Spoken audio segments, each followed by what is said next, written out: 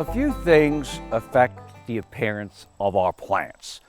It could just be a natural occurrence when they're finishing blooming and their appearance becomes a little ratty looking.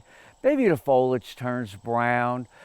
But the other thing that can happen, and it happens invariably throughout the season, is we enter into drought periods. This is a ground cover called chameleon plant or houtunia, and if you look carefully, you're going to see that after a 6-week or 4-week drought, this plant is starting to wilt.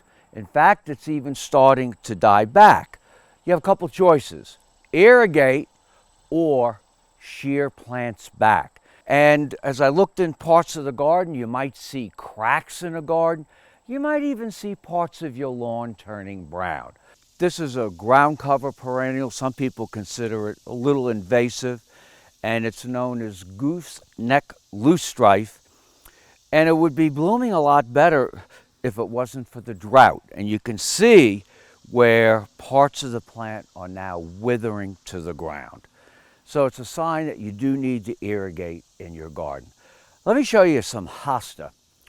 Throughout the season, especially later in the season, hosta do have some problems that occasionally occur, and it is made worse by drought, but you don't have to have drought. But they are subject to sunburn, leaf burn, and this is really the foliage. This is the same plant. This is the foliage that you really want to enjoy and have in your garden. So here is a great example of a very unattractive hosta. It has finished blooming. You know, some people go in and just snip out the stems, but what I'm going to do is rejuvenate this plant. Keep in mind, if you do it as late as September, you may not get new growth like you will on daylilies.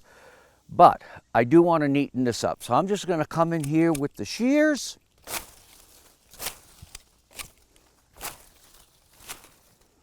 And I'm going to continue. You can see the new foliage is going to come right out, and it's going to be beautiful.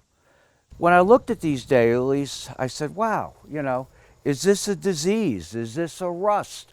And after looking at them in other people's gardens and, you know, driving along the highway, I figured out it was drought. You know, some people will come in with a little hand shears and come in and clip some of the bad foliage. They'll pull off the bad foliage like I did here, or they'll come in and they just remove the old stems. I mean, if you have maybe 15 or 20 daylilies and you have the time, that's a great way to rejuvenate these plants. Now, I prefer to cut back things like daylilies and hosta pretty hard. My dad differs. I mean, not everybody thinks alike. He likes to cut back daylilies 6 to 7 inches. I like to cut them back harder. I find that they grow back and they respond better. So you just take a hedge trimmers. I made sure I sharpened this, and I'm just going to come in like this. There's already new foliage that's coming out already, because daylilies send out a second flush of growth after they finish blooming. So it's just that easy. So you just go in the garden and prune them back. And then what I do is by hand, you just go in, pick up the foliage, and throw it away. And within probably a week or two, you're going to have beautiful new growth.